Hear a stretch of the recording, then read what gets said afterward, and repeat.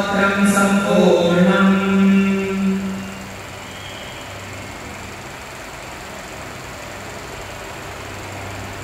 अथ कीलकम्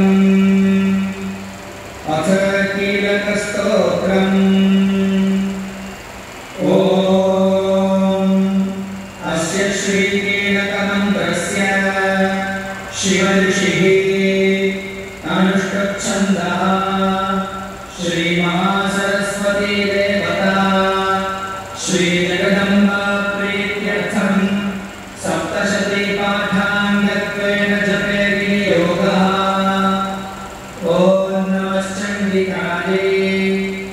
मार्कण्डेय उवाच ॐ विशुद्धज्ञानदेवाय दिव्यचक्षुषे श्रेयःप्राप्तिनिमित्ताय नमः सोमार्धधारिणे।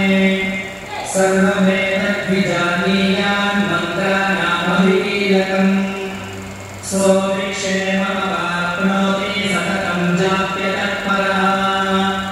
सिद्धन्युच्चाटनादीनि वस्तूनि सकलान्यपि एतेन स्तुवतां देवी